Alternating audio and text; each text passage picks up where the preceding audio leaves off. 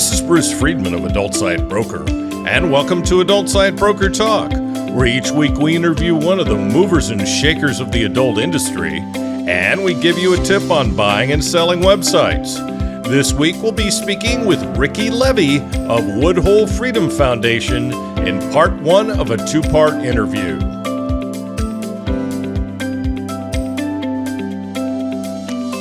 I'll be in Hollywood for XBiz LA, January 12th through the 15th. I hope to see many of you there. If you'd like to sit down and discuss business, contact me at adultsitebroker.com. We're proud to announce our latest project, thewaronporn.com. You'll find articles on age verification laws and other attacks on our industry. It's to raise awareness of our industry's plight in the war on porn. You'll find all that and more at thewaronporn.com. Now time for our properties of the week for sale at Adult Site Broker. We have a premium AI companion platform focused on emotional realism and deep memory. Users interact with lifelike companions that remember every detail and respond with real emotion. We have a network of BDSM subreddits. It has over 1.49 million users, over 3.8 million posts, and almost 45,000 comments. There's a porn picture site with both a Web3 and a Web2 domain. The keyword of the domains is one of the most globally recognized and searched terms in the world, porn. We have a buyer who's looking for dating and lifestyle sites in Europe. They would also consider other geos. We're offering a strip chat white label. The average user spends 24 minutes on the site. We have a network of interracial reality hardcore sites. The main site has reality hardcore porn with amateur girls as well as some porn stars. There's a unique platform that bridges the gap between mainstream social link services like Linktree and adult content creators on platforms like OnlyFans. They combine a bio link with the ability to send virtual gifts. We're offering a growing free porn gaming site with adult sex games. The site is owned by one of the top entrepreneurs in our industry. And there's a highly active, organically grown Reddit community centered around the stalking and foot fetish niches. For more information, go to our listings page at adultsitebroker.com. If you have any questions, please contact us on our website. Now time for this week's interview. My guest today on Adult Site Broker Talk is Ricci Levy of Woodhull Freedom Foundation, one of my favorite people. Ricci, thanks for being back with us on Adult Site Broker Talk. Bruce, thank you so much for having me. You're one of my favorite people too, by the way. I enjoy all of your podcasts. You're too sweet. I am too sweet. Let's tell people about you. Ricci is the president and CEO of Woodhull Freedom Foundation, the nation's leading human rights organization dedicated to affirming sexual freedom as a fundamental human right. A longtime activist and coalition builder, Ricci has spent her career defending free expression, advocating for the rights and dignity of sex workers, and challenging laws and policies that restrict personal autonomy. Under her leadership, Woodhull has become a national force in the fight against censorship and government overreach, bringing together lawyers, activists, and communities to protect and advance human rights for all. Woodhull's mission is to protect sexual freedom as a fundamental human right. So, Ricci, how do recent legislative attacks on adult content fit into the broader pattern of threats to those rights? Oh, censorship is the first line of attack. It's always been the first line of attack. If you look back at, well, let's just go back to Nazi Germany. What was the first action? It was censorship. And if you remove access to the truth, then you get to claim the dialogue. Any speech that's censored becomes government speech. And that means all of our rights are in danger. And, we're all affected by everything that's going on, even if we don't see it immediately, even if we don't make the connection. Like what do Pride sidewalks in Florida have to do, let's say, with the adult entertainment industry? A lot. Yeah, but if you just look at the sidewalks, it's easy to miss the fact that this is just one tool, just one weapon in a coordinated attack aimed to erase a community, the LGBTQ community, and to eliminate pornography. It's right out of the battle plan, which is Project 2025. Big time. Well, and in this lovely administration, we're already seeing many signs of government censorship. I start out by giving you Stephen Colbert. Yes. Anything that this administration, and by the way, I don't think it's just Trump. I'm not sure how much really comes directly from Trump. He's not smart enough. He wants to golf and eat hamburgers. But he's also a vindictive person. And if you cross him, he's coming after you. So what does that do? It gives other people who might speak truth, it gives pause. And a lot of times that pause turns into a stroll away from the issue. It's the first time I've been doing this work at Woodhull since 2003. And this is the first time that I ever paused. Mm-hmm. Hello. Yes.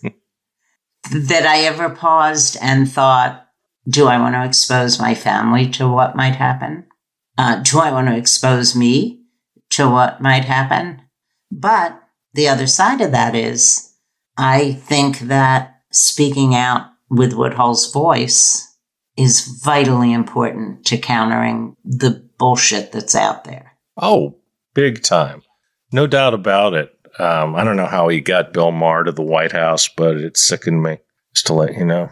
Why do you think Bill Maher went? He's afraid of him. Yeah, there we go. Chilling. Yeah, absolutely. The chilling effect. Oh, big time. Big time. You see it in Congress. Legislators want to come back. Most of them. Although we're seeing a lot of people saying they're not running again. Yeah. Joni Ernst, which, thank you, God. But anyway, and we're doing this in September, by the way, and it will run in December. But every day I read things that just blow my mind. This makes the first administration look like nothing. Yeah, the first administration was a practice run. Oh, yeah. Well, he's doing everything he said he was going to do, isn't he? Well, that's the thing that, as many people sit around and say, oh, my God, I had no idea it was going to be this bad. And I think, how did you not know? They shared Project 2025. Did you not read it? And, okay, it's a really long document, but did you not read the first 10 pages? I looked at the highlights. Yeah. It's like watching a traffic accident, reading that. Yeah, absolutely. Well, he's got his henchmen like Russell Vogt doing his dirty work for him. And that bastard, oh my goodness gracious. If anybody hasn't heard, and I'm sure you have, the secretly taped interview with him talking about how age verification laws were set up to ban porn from the back door, well, then you need to watch that because it's amazing. It's right there. Yeah. And for some reason, and I don't know what the reason is, well, yes, I do. People get overwhelmed. I was going to say, for some reason, these are not the things that get the attention they should get. But it's because people get overwhelmed. And the media is scared, too. I know.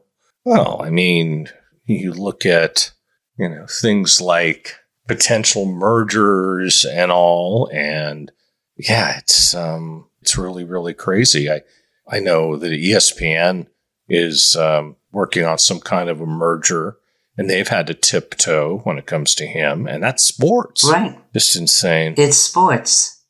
I was sad when the Eagles, this has nothing to do with anything, but I was sad when they went to the White House, when they accepted the invitation. Yes. That just took all the pleasure of them winning, because I'm a Philly girl.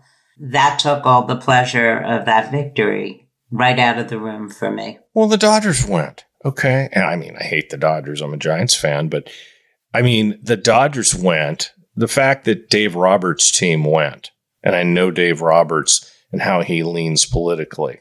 Okay. That had to just make him want to throw up. But didn't he have the ability to stop them from going? Of course. As did the owners. Yep. But they went. What a went. mess we've got, Bruce. What a mess. Nice to be in Thailand. Yes. Oh, I'll put that on my list of places to consider. People are moving and I know. Yeah, and there will be more. And well, all I can say is he's doing a great job of the work that Putin's paying him for. Anyway, many lawmakers frame adult content restrictions as protecting children. You mentioned that before. How do you respond to those arguments, and what's the real impact of these laws? Well, look, everybody wants to protect children. I'm a mother, I'm a grandmother. I certainly want to protect children. But talking about the laws, particularly age verification laws, as protecting children is just an excuse. There are two flags that always work to get legislation passed. One is protecting children, and the other is ending trafficking. I knew you were going there. Fosta Sesta sure didn't do that. No, it didn't. And nobody talks about that anymore, do they? Not that I've heard. No. I do. Well, and we do. Of course, we sued to stop that at Woodhull Freedom Foundation, versus the United States of America. I love it. I did too. I still do. It wasn't your first and it won't be your last. No, you're right. You're right. That's what we're here for, to give voice, to address the issues that other people don't address. So, these laws that are supposed to protect children, that's an excuse. And it's an excuse to block access to adult content. In reality, those laws undermine safety. They force surveillance, and they don't stop actual harm. No, of course not. They can't cite one instance that Fosta Sesta has stopped trafficking. All it did was shut down a bunch of escort sites, and it obviously chilled the speech of everybody in adult as well. Let's not forget about that. But it, as far as the escort sites go, that was the way to keep a lot of these people off the streets. I'd say women, but there were men too. It was a way to keep them safe. There were also the websites. Yeah, there were bad John right. Websites. Yeah. I just interviewed Phoenix Kalida the other day. Yeah, just today, Ash Miller. So I've been knee deep in the whole sex worker rights movement as of late. So. That sex worker rights movement, that's a bright spot because, the estimates for how many people who engage in sex work or how many people are direct prostitutes are in the millions. And if you look at some statistics, I was just looking at this yesterday, the U.S. has the highest number in the world. Now, I don't know if the number is accurate. It's one of those things that not everybody's going to identify, particularly if it's prostitution, because that's not legal. So I hear. Yes, and look how well that's worked in stopping it. There's a case of government overreach that has gone on forever with absolutely no impact. None. It hasn't stopped sex work. It hasn't stopped the sale of sexual activities. Talking about the Nordic law? Well, no, that doesn't work at all. And the Nordic model is the one where you don't punish, theoretically, the person selling sex. You punish the person buying sex. So everything else aside, and there is so much to be said against that particular model, but everything else aside, when you are trying theoretically to protect sex workers, create a situation where they could be killed to keep them quiet. And then you have the Nordic laws. But why not just decriminalize it? Yeah, exactly. No two ways about it. There's a few things they should decriminalize. They still haven't done it nationwide with marijuana either, which is I was just thinking ludicrous. that, Absolutely ludicrous. And they're talking about, and some states have already passed, getting rid of gay marriage. So, I know. Well, let's talk about that for a minute. Mm-hmm. So the Supreme Court made no secret of the fact that they're looking for a case to overturn same-sex marriage. They made no secret about it. And now we have Kim, whose last name I can't remember, the clerk who wouldn't give a marriage license, the 4 times divorced clerk who wouldn't give a marriage license to same-sex couples. So here we have Kim petitioning the Supreme Court to take her case. I don't think, I don't know, I could be very wrong, but I don't think this is the case they're going to take to overturn marriage equality. They could do it and just ignore reality as they've been doing lately.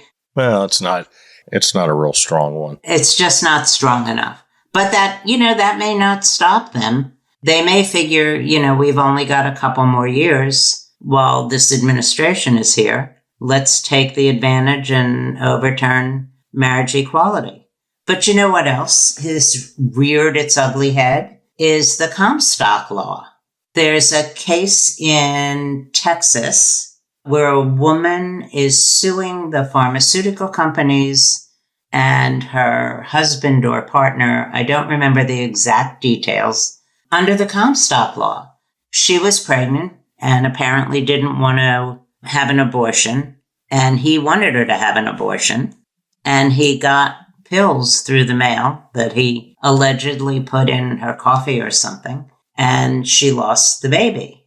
Or I should say she lost the fetus. Yeah, right. Yeah, but at the same time, it's a pretty extreme thing. I mean, if he didn't go to jail for it, he should. But that's kind of like poisoning, It is, but she's citing the Comstock law because he got the medication in the mail. And now they're talking about, they've been talking about how to limit like mifepristone. And, it's not a stretch to imagine that there comes a day that they resurrect the Comstock law, reverse the repeal that was in the 70s that blocked the ability to mail anything sexual. So if they reverse the repeal of that section, no sex toys, no books that are sexual, no medication, no medical devices, it's not a stretch to imagine that that's where we're headed. Well, he's already taken us back 50 years. Why the hell not? Well, why not go all the way? Not only him, but his Supreme Court. I mean, my God. Yeah, I heard Amy Coney Barrett wrote a book. There was something that she quoted on there, and I just put on X, cunt.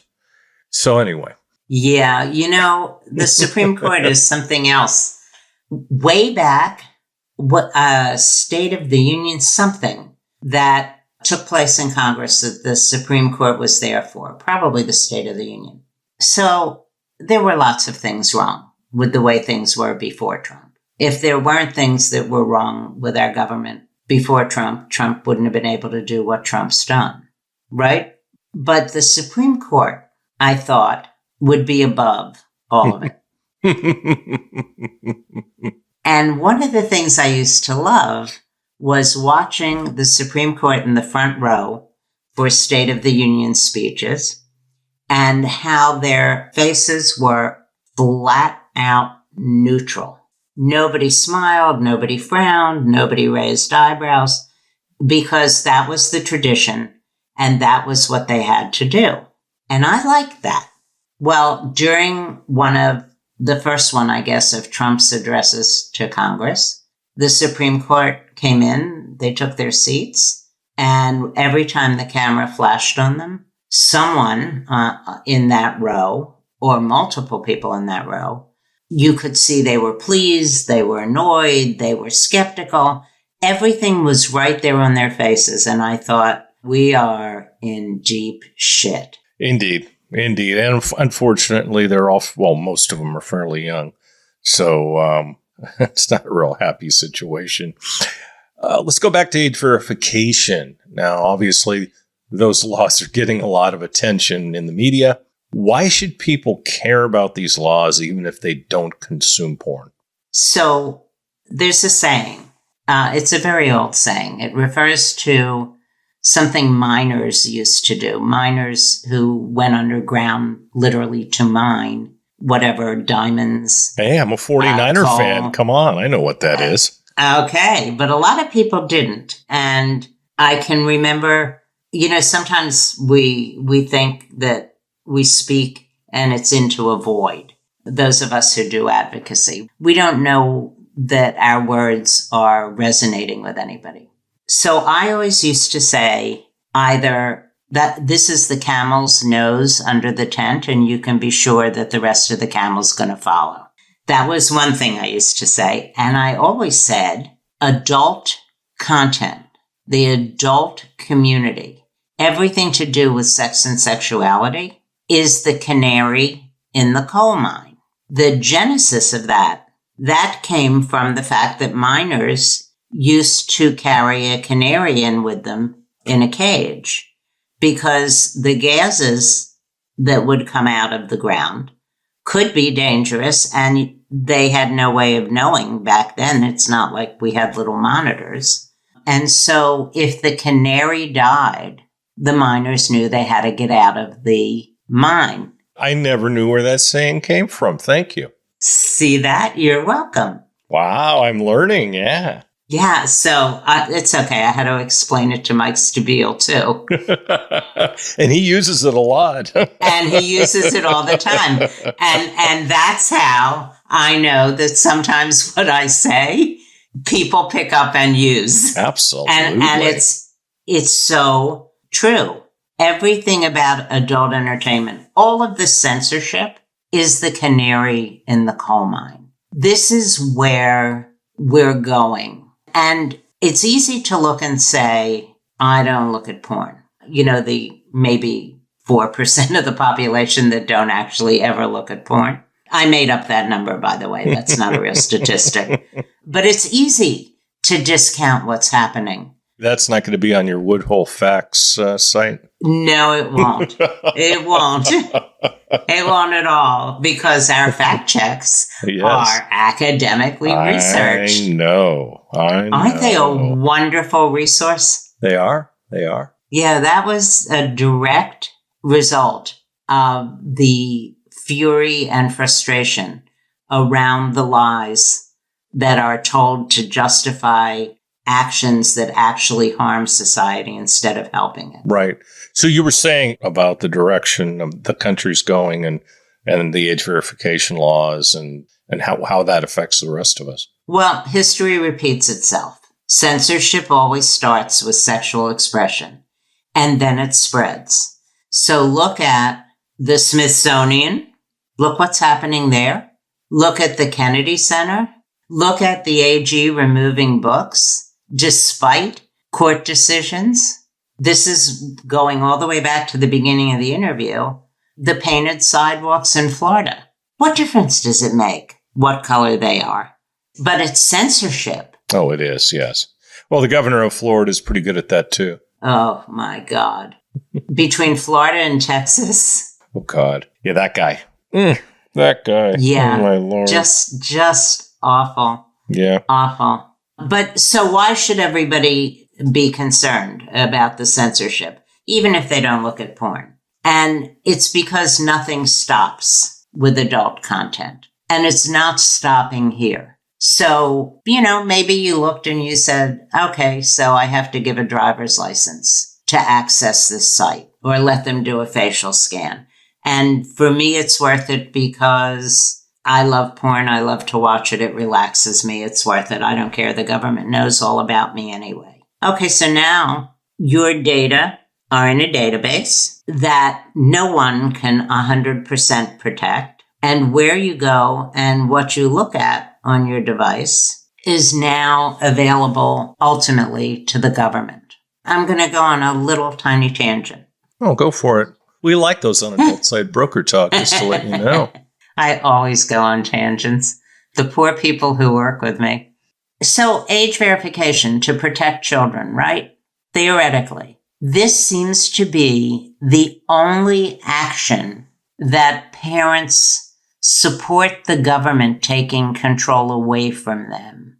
Otherwise, all we hear is, you can't tell me what to do with my children. You can't tell me what they're going to learn in school. You can't tell me what they're going to read. You can't tell me what they can and can't see when we're out and about. You can't tell me that they can't go to the library and have somebody in what looks to them, the children, like a really cool costume with lots of glitter. But you can control what my child has access to. Yep. But here's the craziness. They can control it. It's called parental controls. I know. But they don't use them. And you know why? Because it doesn't matter that much to them. If it mattered, they would use the parental controls. Tell that mom in Kansas that got egged on by the anti-porn group. Well, that's what happens. Yes, exactly. They embrace that national dialogue. That's another reason we have fact check. That's another reason we debunk things like, does it really harm children? So it's not that they care. If they cared, these parents, they would have had parental controls on their devices. They didn't care until they saw a commercial.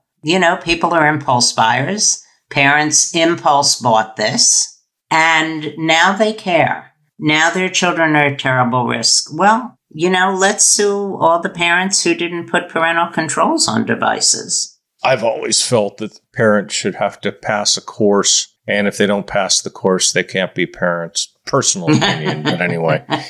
But that's from somebody with no kids, so there you go. There is no course that would cover everything. I can tell you that. I know, but I've seen a lot. I've seen too much. Opponents of adult content often conflate it with exploitation or trafficking. Now, how does this narrative harm legitimate creators and human rights advocacy? Well, it's very clever of them.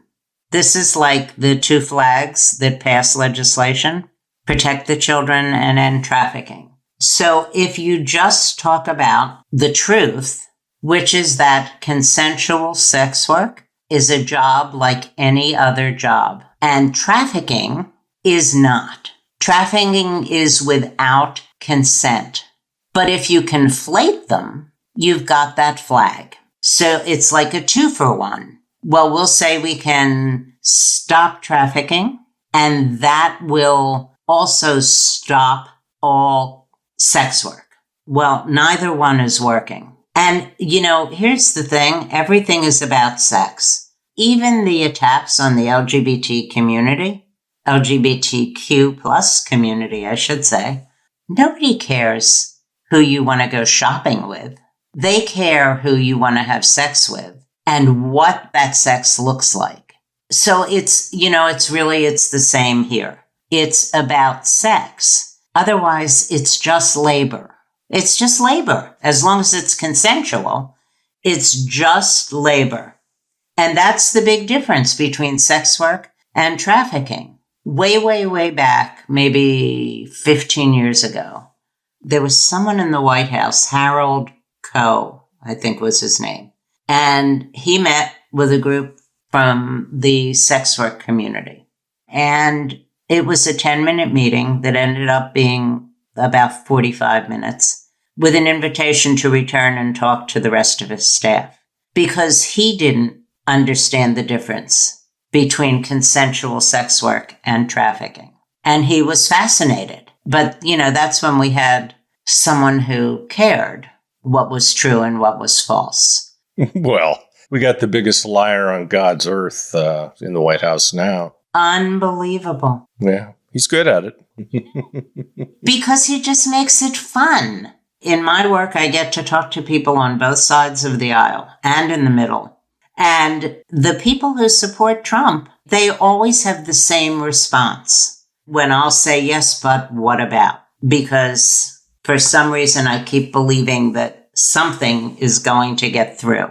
And their answer is, he's just fucking with you. He's just joking. He's kidding. They're not wrong. I know that. And you know what? If I didn't despise him so much, I'd be entertained by him. Well, and they are. The people who support him are entertained by him. That's one of the places we went wrong in the last election. Let's not even talk about that. Let's see, the nominee. Let's just start there. Let's just start let's there. Make just anointing somebody as opposed to nominating them. Yeah. God. Yeah. We did a few things wrong. Let's hope we do better in this election. I'm not even sure if it's a we anymore because it's really hard for me to identify with the Democratic Party with the state that the Democratic Party is in. I'm a lifelong Democrat, but I have a really hard time identifying with the party because the party is so royally fucked up. And, they don't really stand for me, okay? They stand for themselves just like every other political group. I just wish to God there was a third choice that had a chance of winning. Unfortunately, the two-party system still rules. It does. And so let's start with let's hope we have an election. I put nothing past him. No. You've heard what Bill Maher says about that. No, tell me. Well, he says that he's not leaving.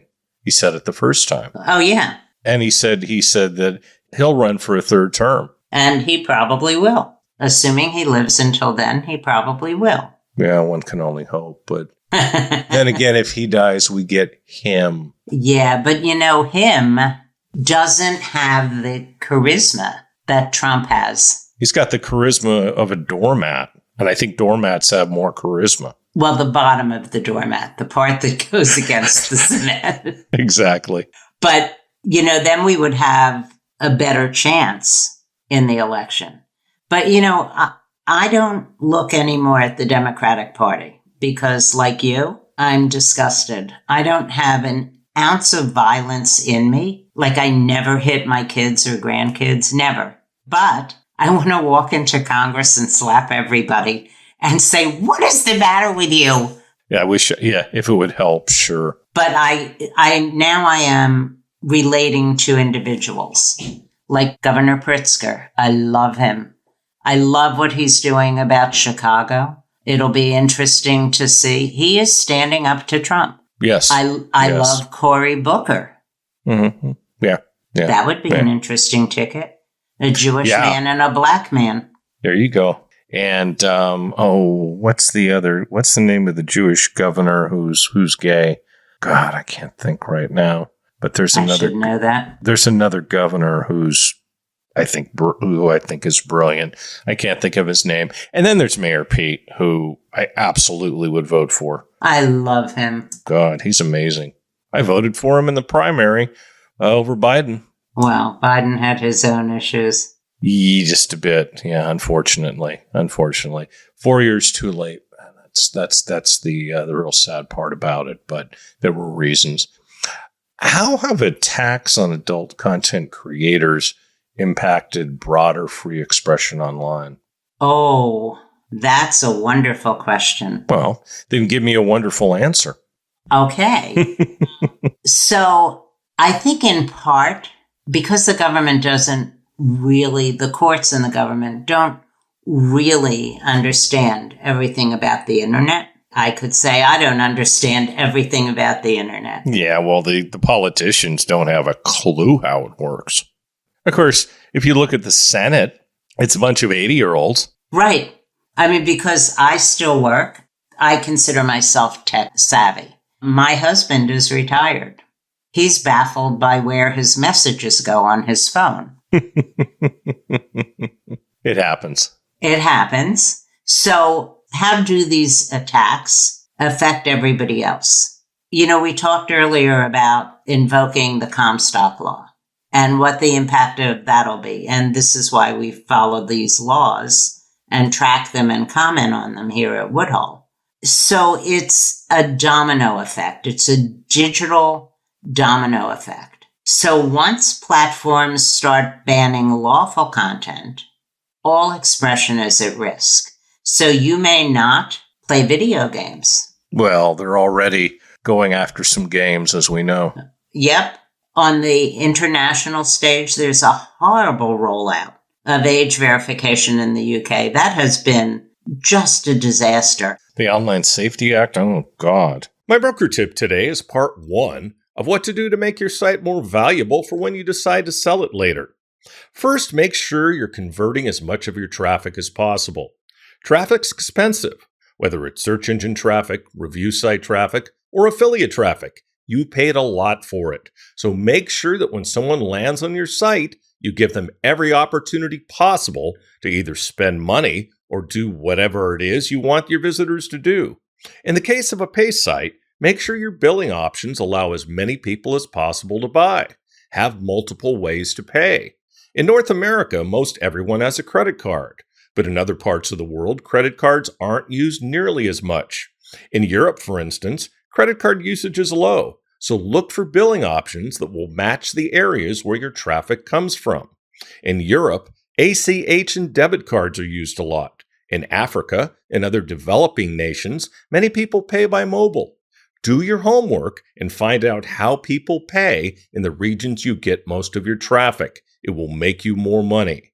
The worst thing you can do is get a visitor, have them want to buy, but since you don't have their preferred way to pay, they can't. If you're looking for suggestions, feel free to get in touch with me via my website. Along with this is to improve your user experience. Make your site attractive and easy to navigate. People have more options than ever these days. I can't tell you how many sites I go to, even some that are owned by large companies, where the navigation isn't obvious to the user. You poke around for what seems like forever to do something that should be relatively easy. Keep it simple. Before you launch any changes to your site, ask your friends to go to the site and check it out. Unfortunately, designers and tech geeks don't think like us. You need real people to look at your site for you. The same kind of people who will be visiting your site. We'll talk about this subject more next week. And next week, we'll be once again speaking with Ricci Levy of Woodhull Freedom Foundation. And that's it for this week's Adult Side Broker Talk. I'd once again like to thank my guest, Ricci Levy. Talk to you again next week on Adult Side Broker Talk. I'm Bruce Friedman.